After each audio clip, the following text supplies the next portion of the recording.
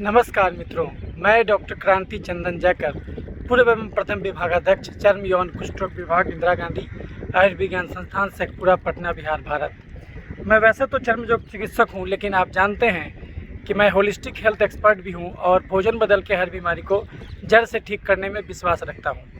लेकिन साथ ही साथ मैं एक ब्लॉगर भी हूं और अलग अलग मुद्दों पर आपसे वीडियो बना के मिलते रहता हूं, और मैं एक कवि भी हूं।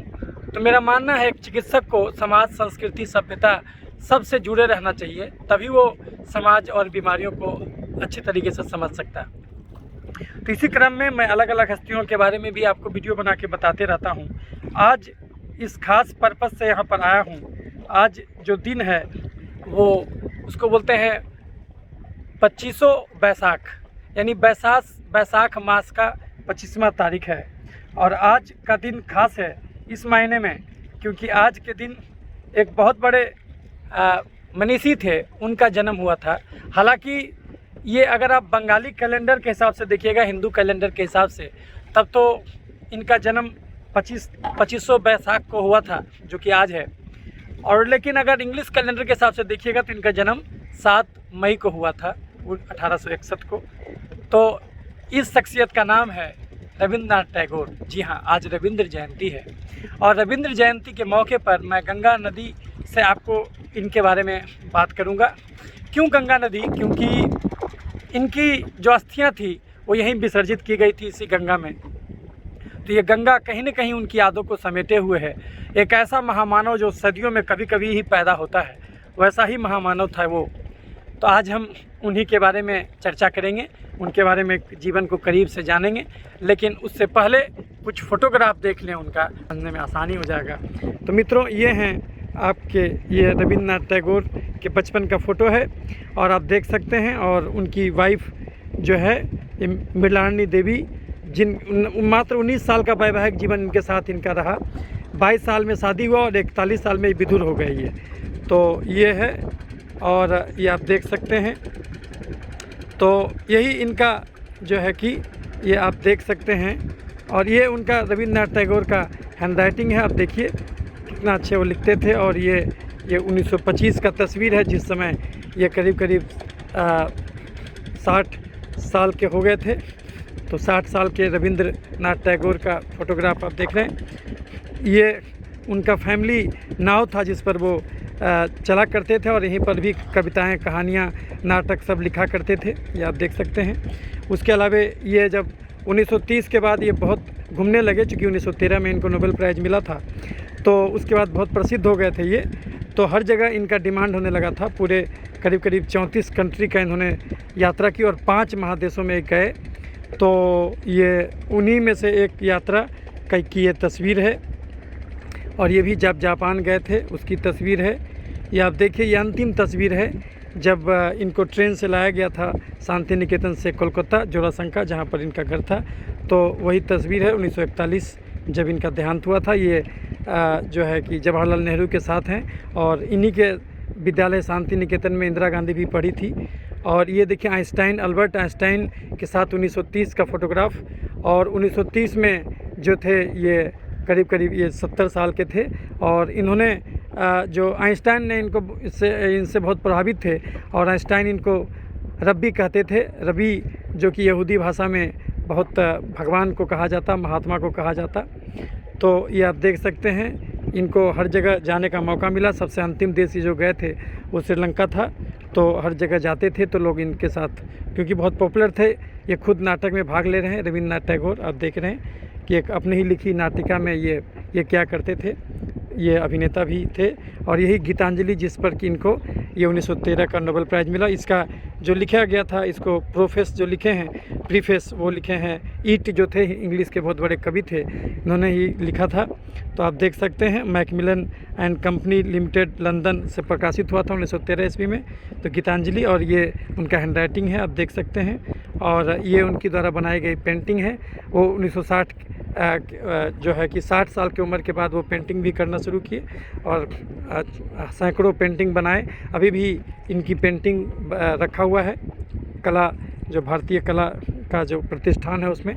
और ये देखिए गांधी जी आए थे शांति निकेतन, लेकिन 1900 करीब 40 में आए थे और उसके बाद बहुत कम दिन ये रह पाए थे।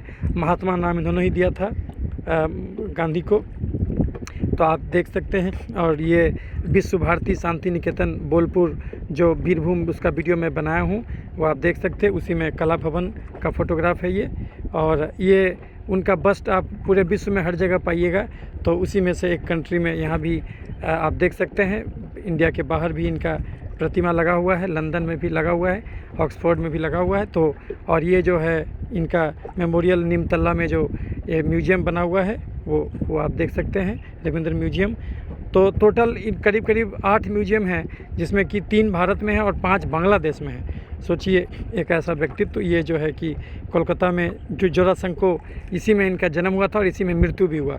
जोरासंको जो पूर्वी कलकत्ता के पूरब में अवस्थित है ये। और ये कछारी बारी यानी यहाँ टैक्स कलेक्ट करने जाते थे।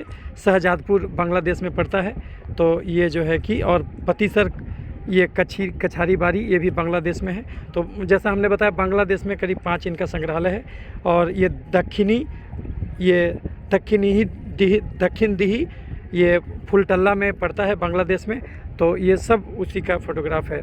तो आपने ये देखा फ़ोटोग्राफ, और अब हम इनकी चर्चा शुरू। तो मित्रों, जैसा आपने देखा कि रविंद्रनाथ टैगोर एक ऐसा जीवन, जिसको कि सदियों के बाद ऐसा जीवन मनुष्यता पैदा करती है और ये हमेशा हमेशा के लिए अमर हो जाता है।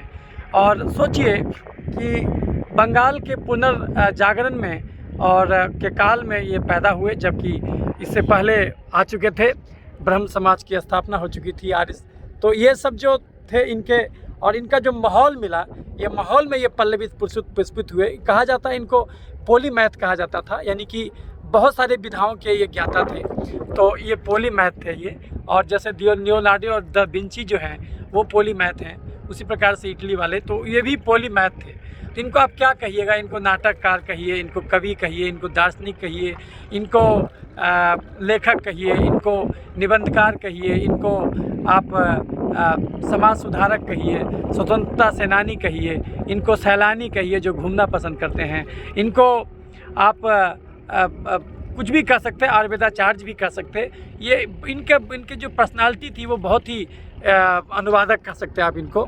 तो बहुत ही मिली हुई पर्सनालिटीज़ जो ईश्वर बहुत कम ऐसा पैदा करता है, वैसी पर्सनालिटी इनका था। और ये ऐसा मनुष्यता बहुत कम पैदा होता है। तो अब हम लोग इनके बचपन से इनको जानते हैं और कैसे कैसे ये व्यक्तित्व पला बढ़ा, आगे बढ़ा। तो इनका जो जन्म हुआ था 1861 में जन्म हुआ था और 7 मई को जन्म हुआ था। लेकिन अगर आप बंगाली कैलेंडर के हिसाब से देखिएगा तो 25वां बैसाख को इनका जन्म हुआ था। तो ये आप समझ गए। और ये जो है 14 भाई बहनों में सबसे यंग थे। इनका टोटल 14 भाई बहन थे। और इनके पिता का नाम देवेंद्रनाथ टैगोर था और इनके दादाजी का नाम द्वारकानाथ ठाकुर था।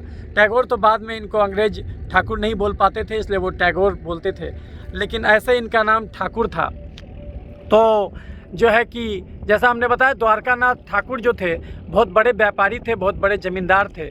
तो उन्होंने बहुत संपत्ति अर्जित किया था, इसलिए इनके घर में संपत्ति की कोई कमी नहीं थी और संपत्ति उधर से मिल गया था इनको। लेकिन साथ ही साथ और इनको संस्कार भी मिला था पूरा कला का, धर्म का, साहित्य का, नृत्य का, नाटक का। ये पूरा परिवार जो है, समझिए पूरा परिवार हर प्रकार के कलाओं में मास्टर था। और इनके जो भाई थे, वो एक भाई तो भारत के पहले ICS निकालने वाले बने, सत्येंद्रनाथ ठाकुर, वो उनको सबसे पहले वही बने थे, ICS में कंप्लीट किए थे, वो पहले इंडियन थे।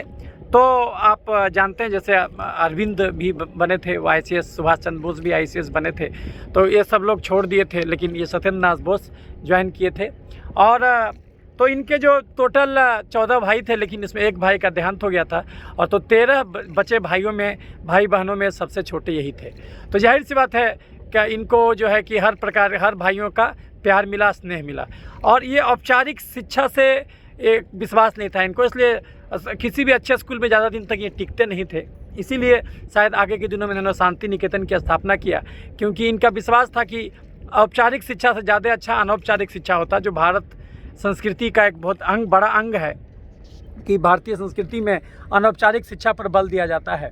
तो इसीलिए ये शुरू से इनको पढ़ने लिखने में उतना ज़्यादा दिलचस्पी नहीं था, लेकिन इनको प्रतिभा अंदर से बहुत ज़्यादा थी और इसीलिए ये जो है कि कविताएं लिखना शुरू कर दिए थे। आज जब ये 8 साल की उम्र के थे तो सबसे पहली रचना लिखे थे और 16 साल में जाते जाते तो इनका पहला किताब छप गया था। आपको जान के आश्चर्य होगा, बहुत कम लोग ये जानते हैं कि रविन्द्रनाथ ठाकुर ने जो सबसे पहली रचना लिखी थी वो मैथिली में लिखी थी, चूँकि विद्यापति से प्रभावित थे ये, और मैथिली में लिखे थे और छद्म नाम से इन्होंने कविता लिखा था। भानु सिन्हा के नाम से इन्होंने कविता लिखा था। और क्यों ऐसा किया था इन्होंने? इसलिए क्योंकि इनको लगता था कि घर में लोग डांटेंगे इनको कि ये सब काम क्यों कर रहे हो, क्योंकि सब लोग इनको लॉयर बनाना चाहते थे, लेकिन ये लॉयर नहीं बनना चाहते थे।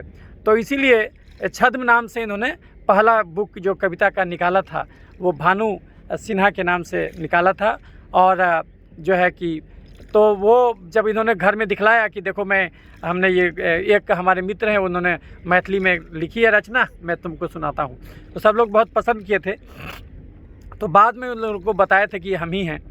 तो ये प्रकार का चीज़ था, इनका व्यक्तित्व था। और जो है जैसा कि मैंने बताया कि सब भाई बहन ही इनको पढ़ाते थे। तो इनके कोई भाई डांस में थे मास्टर, कोई कला में मास्टर थे, कोई पेंटर थे, कोई, तो ये घर में ही सब इनको ट्रेनिंग मिलता था।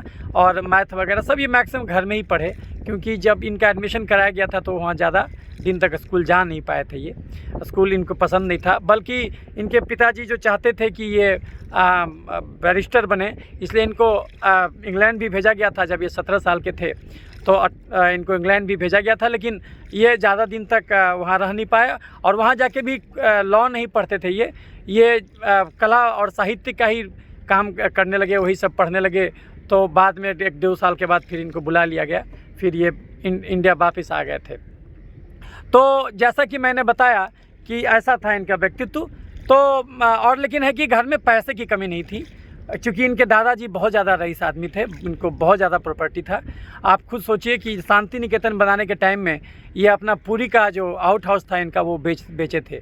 तो इनके पास बहुत प्रॉपर्टी था। और बांग्लादेश, आज का जो बांग्लादेश है, बांग्लादेश में भी 4-5 जगह पर जो कि हमने आपको फोटोग्राफ में दिखाया, वो सब जगह इनका कछारी बारी था। कछारी बारी का मतलब हुआ वो जगह जहाँ पर टैक्स कलेक्ट होता है। तो आप सोचिए कि कितने ज़्यादा रईस थे। और इनको यह जिम्मा दिया गया था स्टेट संभालने के लिए कि भाई जहाँ जहाँ भी ज़मींदारी प्रॉपर्टी था वो सब जगह से टैक्स कलेक्ट करना और मालगुजारी कलेक्ट करना, तो यही सब काम था। लेकिन जब वो जाते थे तो उस दौरान अपनी रचनाएं भी लिखा करते थे और बड़ा गंभीरता से प्रकृति के एक एक चीज़ को वो आप देखते थे, दर्शन करते थे।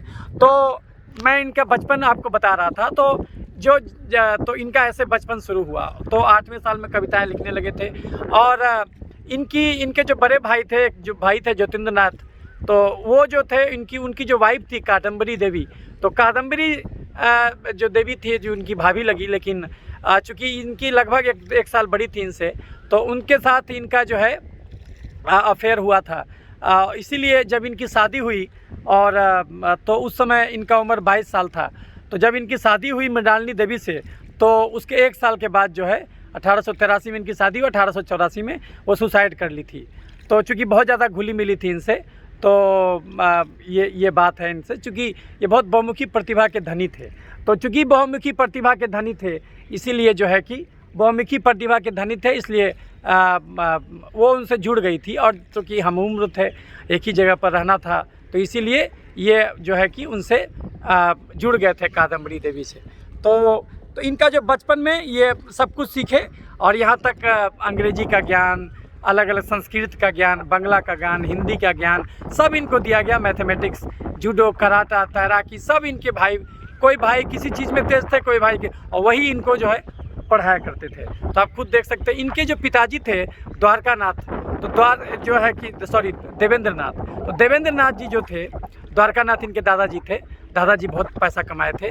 तो इनके जो पिता थे देवेंद्रनाथ, वो बहुत ही धार्मिक प्रवृत्ति के व्यक्ति थे। वो ज़्यादा बिजनेस पर ज़्यादा ध्यान नहीं देते थे, तो अपने उनके बाल बच्चे ही सब संभालते थे।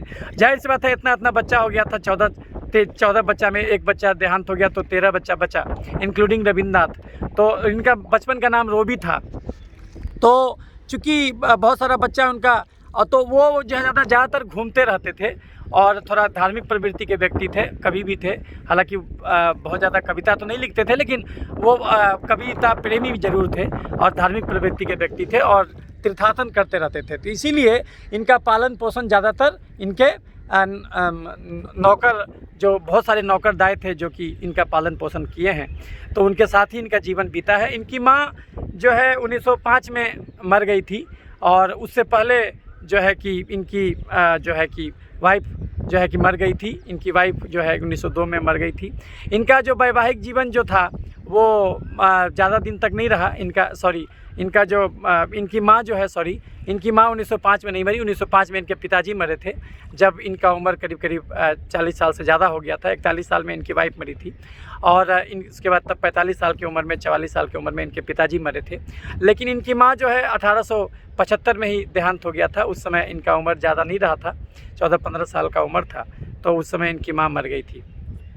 तो आप खुद सोच सकते हैं कि इनको बहुत सारा, इनका जीवन में पैसे की कमी नहीं थी, लेकिन उस तरीके का जो नॉर्मल प्यार जो मिलता होता है वो उस प्रकार से नहीं मिला। पिताजी इनको घूमते रहते थे, हाँ, लेकिन इसके चलते बहुत सारा संस्कार मिला इनको। मात्र 12 साल की उम्र में एक बार इनके पिताजी हिमालय घूमने चले गए थे, तो उस दौरान इनको भी साथ में लेके गए थे। तो जब ये हिमालय साथ घूमने गए तो उसी दौरान शांति निकेतन बोलपुर में पड़ता है। बोलपुर जिला जो बीरभूम में, आजकल के बीरभूम जिला में पड़ता है।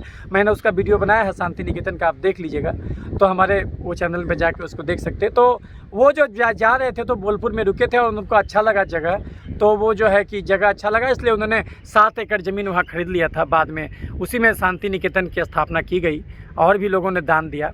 तो उसके बाद वहीं चले गए। फिर वो अमृतसर भी होकर के तब गए थे डलहौजी, और अमृतसर में भी 1 आध महीना रुके थे। तो उस दौरान भी जो है कि बालक जो रविंद्र था वो जाया करता था स्वर्ण मंदिर में, तो सिख धर्म पर भी इन्होंने 5-6 कविताएं लिखी हैं। तो उससे भी बहुत प्रभावित थे, नानक से भी बहुत प्रभावित थे। तो और उसके बाद हिमालय चले गए थे। तो हिमालय में जो प्रकृति का जो रंग था, प्रकृति का जो गान था, उन्होंने भली भांति से देखा था, करीब से समझा था। तो उन चीज़ों को भी वो समझ जाते थे जो सामान्य व्यक्ति नहीं समझ सकता। तो सोचिए कि जब इनका उम्र मात्र 12 साल था, उस समय अपने पिता के साथ हिमालय की यात्रा पर गए थे और करीब 6 महीना साल भर वो यात्रा चली थी, तो पिताजी के साथ रहे थे। तो उस दौरान ये बहुत कुछ कविताएं लिखते थे और अपना ध्यान मनन करते थे। तो सोचिए कैसे थे ये। सामान्यतः 12 साल का लड़का जो है कभी भी इन सब चीज़ों में रुचि नहीं रखिएगा, लेकिन इनका शुरू से ही वैसा रुझान था और फॉर्मल एजुकेशन पे इनका ज़्यादा विश्वास भरोसा नहीं था। लेकिन चूँकि इनके भाई बंधु सब थे, उन्होंने इनको पढ़ाया और घर पर ही रह करके ज़्यादातर ये पढ़े, इसीलिए ये आश्रम कल्चर पर विश्वास करते थे। तो आगे चल के इन्होंने शांति निकेतन 1901 ईस्वी में स्थापना किया था। उस समय ब्रह्मचर्य आश्रम का नाम दिया था। तो जो है कि ये शांति निकेतन की स्थापना किया था उन्होंने। तो इसके बाद फिर जो है कि ये तो जैसा मैंने बताया 17 साल में इनको भेजा गया लॉ पढ़ने के लिए। वहाँ से फिर आ गए 18-19 साल में और आकर के फिर वही कविता कहानी सब लिखने लगे। फिर उसके बाद 22 साल की उम्र में इनकी शादी करा दी गई मृणालिनी देवी से, जिनका घर बांग्लादेश, आजकल के बांग्लादेश में पड़ता था। तो वहीं पर इनका ननिहाल भी था। तो इनकी माँ भी उसी गाँव की थी, वो दक्षिण डीही बोलते हैं, और वहीं से इनकी वाइफ थी। तो वहीं पर इनकी शादी हुई और फिर शादी के बाद मृणालिनी देवी को 1 आध साल पढ़ाया गया, इन्हीं के फादर के द्वारा पढ़ाया गया। और जब इनके फादर के द्वारा इनको पढ़ाया भी गया और जो है कि उसके बाद तब भी लोग साथ रहने लगे। लेकिन जो है कि आगे के दिनों में करीब मात्र 19 साल का इनका वैवाहिक जीवन रहा। उसके बाद तब फिर इनको सबसे पहले लड़की हुई। हालांकि इनकी कुछ संतानें डेथ भी कर गई, टोटल 5 संतानें थी। तो जो है कि लेकिन इनके एक बेटे थे रथिंद्रनाथ, और ये रथिंद्रनाथ जो थे यही बाद में सबसे पहले ये बने जब 1921 में ये बनाया गया विश्व भारती विश्वविद्यालय, तो की स्थापना की औपचारिक रूप से। तो उस समय जो है यही सबसे पहले इसके अध्यक्ष बनाए गए थे रथिंद्रनाथ, और इन्हीं को दिया गया था। उसी में एक कला भवन का भी शिल्पग्राम भी था। तो उसको रविंद्र, उसको हम लोग बोलते हैं श्री भारती। तो श्री निकेतन, तो श्री निकेतन का जिम्मा इन्हीं को दिया गया था, जिसमें कि लोगों को शिल्पकारी का ट्रेनिंग देके शिल्प बना करके उसको मार्केटिंग करके बेचा जाता था। तो ये सब पूरा उन्होंने व्यवस्था किया था अच्छे तरीके से। और जब ये बना रहे थे शांति निकेतन, तो उस दौरान जो है कि बहुत हेल्प किए मृणालिनी देवी भी, अपना जेवर उवर सब बेच दी थी। और उस दौरान 200 रुपया प्रति महीना देते थे इनके फादर, और उससे इनकम होता था। त्रिपुरा के राजा से भी सहयोग मिला, तो उससे भी ये होता था। और इसी इनकम से जो है कि या और जो किताब लिखते थे उसके रॉयल्टी से जो पैसा आता था। तो ताउम्र जो है ये शांति निकेतन का जो स्थापना किए, तो ये उनके लिए प्रायोरिटी लिस्ट में बहुत आगे रहा। इनके जीवन को सेव करने में शांति निकेतन का बहुत बड़ा योगदान है। तो 1901 में उन्होंने उसका स्थापना किया उस ज़मीन पर, जो कि बचपन में जब वो घूमने गए थे हिमालय अपने पिता के साथ, तो उस वहीं पर ज़मीन 7 एकड़ जो खरीदा गया था, उसी के अगल बगल और भी ज़मीन लेकर के इन्होंने शांति निकेतन जो बनाया। और उस समय ब्रह्मचर्य आश्रम के नाम से बनाया। उसमें 5 गो शिक्षक थे और 5 ही को स्टूडेंट थे जो सबसे पहले वहाँ ज्वाइन किए थे। और उस 5 शिक्षक में एक अंग्रेज़ थे, बाकी 3 ईसाई थे। तो ये हालत था वहाँ पर। और फिर धीरे धीरे करके लोग आते गए और बहुत पॉपुलर होते गया। बाद में उनको पैसा उतना पुरने नहीं लगा, तो फिर ये चंदा लेने लगे, उसी दरमियान घूमने लगे। लेकिन इसी बीच में एक घटना घटा, क्योंकि ये लिखा करते थे और जहाँ जहाँ ये जाते थे मालगुजारी वसूलने, चूँकि ये उतना पढ़ने में ध्यान नहीं देते थे, इसलिए इनके पिता बोले कि तुम ऐसा करो, तुम सब ज़मींदारी संभाल लो। और वहाँ जा कर के सब, तो वहाँ जाते थे। बांग्लादेश में ज़मींदारी था बहुत जगह, जो कि हम आप लोग को बताए। तो वहाँ जा कर के वहाँ रहते थे कछारी बाड़ी में, और वहाँ पर टैक्स वसूलते थे और अपना कविता कहानी लिखते थे। तो यही उनका काम था, प्रकृति में सीधे परमात्मा को तलाशते थे और बातचीत करते थे। तो सबसे पहले जो इन्होंने लिखा 1910 ईस्वी में इन्होंने जो है कि लिख दिया था गीतांजलि, ऑफरिंग ऑफ सॉन्ग। और इसको उन्होंने बाद में जाकर के ट्रांसलेट कर दिया अंग्रेजी में। तो जब अंग्रेजी में ट्रांसलेट किया, तब जाकर के इनको रियल उसका फ़ायदा समझ में आया। कि उसके बाद जब ये लंदन गए, वहाँ पर इन्होंने अपना बात वो भेजा, उसका मैन्युस्क्रिप्ट भेजा, तो जो उसका ट्रांसलेट किए थे अंग्रेजी में, तब वो जो है कि वहाँ से बाद में छपाया भी। और इसी दरमियान उसके कुछ हिस्से को लेकर के उनके मित्र जो है नोबेल कमेटी को भेज दिए थे। नोबेल कमेटी में इनका नाम नहीं था। उस साल 1913 का नोबेल प्राइज़ इनको मिला।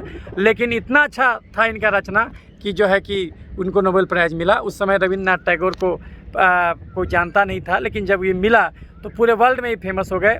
और तब फिर जो है कि इनके यहाँ भीड़ लगने लगा। इस बात से हमेशा परेशान रहते थे। वो जानते थे कि मनुष्य कितना कपटी होता। शुरू में रविन्द्रनाथ टैगोर को कोई हेल्प नहीं करता था उतना ज़्यादा, लेकिन जैसे ही वो फेमस हो गए, जब उनको नोबेल प्राइज़ मिल गया 1913 में, जो है कि उस समय जो है कि समझिए उनकी आयु रही होगी, 1911 में उनकी आयु जो है 50 साल की रही थी। तो 51 साल में जब उनको मिला, 51-52 साल में नोबेल प्राइज़, तो वो फेमस हो गए। और उसके बाद का जो इनका जीवन काल है, वो जीवन काल में जो है कि ये ज़बरदस्त रचनाएं की और घूमे फिरे भी। अच्छा खासा करीब 34 कंट्री जो है ये घूम लिए थे, इंक्लूडिंग दक्षिण अमेरिका भी चले गए थे, ब्यूनस आयर्स वगैरह, अर्जेंटीना, ये सब जगह चले गए थे। उधर जापान गए, चीन गए, उधर जर्मनी गए, मुसोलिनी से भी मिले थे, तो आइंस्टाइन से मिले। तो ये मतलब बहुत जगह यात्रा है की, चूँकि ये फेमस हो गया था 1913 के बाद, आप खुद समझ सकते हैं। और टोटल 80 साल ये जीवित रहे। और जो इनका जो देहांत हुआ, वो देहांत हुआ है 1941 ईस्वी में। 1940 में गांधी जी आए थे शांति निकेतन में, तब जो है कि मार्च के महीने में इनसे भेंट हुआ था। तो और जब गांधी जी अंतिम अवस्था में क्या करते थे, शांति निकेतन के लिए पैसा जुटाने के लिए ये खुद नाटक में रोल करते थे। तो ये देख करके गांधी जी द्रवित हो गए थे। और द्रवित हो गए थे तो अपने एक शिष्य को बोले थे, जो उनके डिसाइपल थे, कि भैया इनको कुछ पैसा दे दो। तो 60,000 रुपया उस ज़माने में गांधी जी के जो कोई होंगे सेठ, वो इनको दान दिए थे शांति निकेतन में। तो इस प्रकार से शांति निकेतन के दान के लिए इनको बहुत जगह ये घूमना पड़ता था। और इनकी वाइफ तो बहुत कम उम्र में मर गई। तो जब इनको जो है कि 1902 ईस्वी में इनकी वाइफ मर गई, 1901 में स्थापना किए थे ये शांति निकेतन का। तो कुछ दिन शांति निकेतन में वो रही भी थी, बोलपुर में ही रहती थी। लेकिन जब तबीयत ख़राब हुआ तो फिर उनको कोलकाता लाया गया। कोलकाता में जोरासंका में इनका अपना घर था, वहीं पर पैदा हुए थे और उस संजोग से उसी में अंतिम सांस भी लिए। तो और 1902 में ही इनकी वाइफ मर चुकी थी। तब तक इनका 5 बच्चा सब हो गया था। कुछ बच्चा बाद में आगे चल के एक्सपायर भी किया। तो जाहिर सी बात है बाल बच्चे पर भी ज़्यादा ये ध्यान नहीं दे पाए, क्योंकि जितना ज़्यादा इनका सोच था, तो आगे चल कर के ये भी यात्राएं करते रहे। और जब यात्रा में निकलते थे तो सालों साल चले जाते थे। सबसे अंतिम यात्रा जो इनका रहा वो रहा फारस का यात्रा, इराक का यात्रा और श्रीलंका का यात्रा। तो श्रीलंका में जो गए वो सबसे अंतिम यात्रा था। उसके बाद यात्रा ज़्यादा नहीं कर पाए, 1932 के आसपास में श्रीलंका गए थे। उसके बाद ज़्यादा यात्रा नहीं कर पाए और फिर यहीं पर रह कर के नाटक वाटक करने लगे। और आपको जान के आश्चर्य होगा कि जब इनका उम्र 60-70 के आसपास हुआ तब जाकर के ये पेंटिंग बनाना शुरू किया, और उसके बाद ही इतना पेंटिंग बना दिया, सैकड़ों पेंटिंग बना दिया। और आज भी जो है कि इनका पेंटिंग जो है भारतीय कला ये मंदिर में रखा हुआ है। तो आप सोच सकते हैं कि कितना ज़्यादा, और ये पेंटिंग भी बनाने लगे और नाटक लिखने लगे। करीब इन्होंने जो है 12 नोवेल लिखा, उसमें से 8 नोवेल बड़ा नोवेल है और बाकी जो है कि 4 नोवेल गोरा नोवेल लिखा उन्होंने। फिर बहुत प्रसिद्ध नोवेल हुआ काबली वाला। तो ये सब बहुत अच्छी रचनाएं उन्होंने की। केवल गीतांजलि नहीं की, गीतांजलि तो बहुत फेमस हो गया, लेकिन गीतांजलि जो है 104 पेज का किताब है, 104 पेज है इसमें। और जो है कि विट ने जो है कि इसका लिखा है, फॉरवर्ड लिखा है। तो उस दौरान बहुत बड़े कवि थे वो इंग्लिश के, तो उन्होंने इसका ये फॉरवर्ड लिखा। तो कहने का तात्पर्य हुआ कि ये जो थे करीब अच्छे। दूसरी बात है, इन्होंने एक अलग ही काम किया। वो ये संगीतकार भी थे, वो संगीत भी देते। तो रविंद्र संगीत इन्हीं के नाम पर चल पड़ा। और जो है कि इन्होंने क्या किया, वेस्टर्न संगीत को, बंगाली संगीत को, इधर पूर्वी भारत के संगीत को सब मिला करके एक नया ही संगीत निकाला। उसी को रविंद्र संगीत कहा जाता। एकला चलो रे जो वाली जो कविता है, यदि तो डाक सुने कोई ना आसे, तो अभी एकला चलो रे बहुत प्रसिद्ध गाना है जो है कि आप जानते होंगे। और आप जब शांति निकेतन जाइएगा तो बोलपुर में जब जाइएगा तो शांति निकेतन में आपको बहुत सारा आपको बॉल गान गाने वाले लोग मिलेंगे। तो आप वहाँ पर उनका गान सुन सकते हैं। और वो गान जो है आपको बहुत कुछ अच्छा लगेगा। जैसे एक गान मैं आपको सुनाता हूँ जो मैंने वहाँ रिकॉर्ड किया था। तो ये देखिए, ये गान है और सुनिए। जब मैं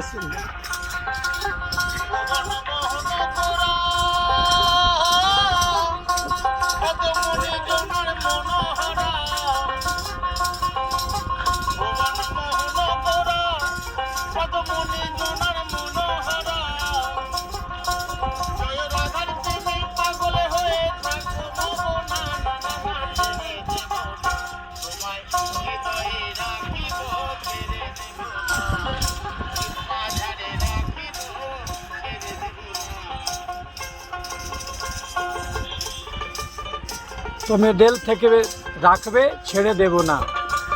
तो इस प्रकार से बहुत सारा बोहल गायन आप ये सुन सकते हैं। तो ये जो है कि आपको अच्छा लगेगा, ये सब सुनिएगा तो अलग ही अनुभूति देगा। तो आप देख सकते हैं।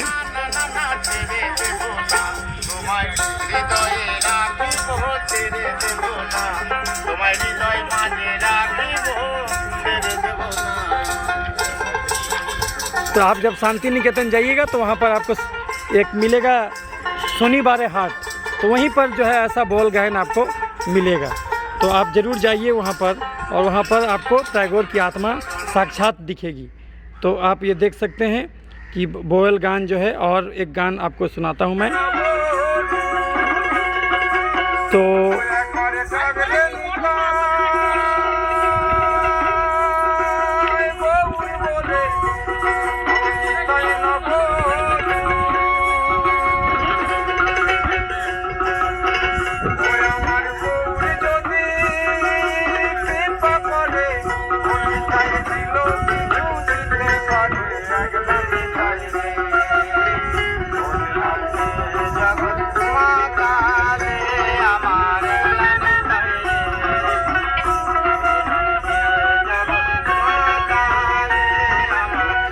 ये शिल्पी ग्राम में गया हुआ था। तो शिल्पी ग्राम है, जब बोलपुर जाइएगा शांति निकेतन में तो शिल्पी ग्राम में बहुत सारा आपको ग्रामीण परिवेश का माहौल मिलेगा। और उसी में आपको ये बॉल गायक मिलेंगे जो इतना अच्छा गाते हैं कि उसके लिए जितनी भी प्रशंसा की जाए वो कम है। तो ग्रामीण परिवेश यही शांति निकेतन का पहचान है। प्रकृति को उसके मूल रूप में समझना और परमात्मा को हर ओर निहारना, यही ऑफरिंग ऑफ सॉन्ग जो गीतांजलि का मेन चीज़ था।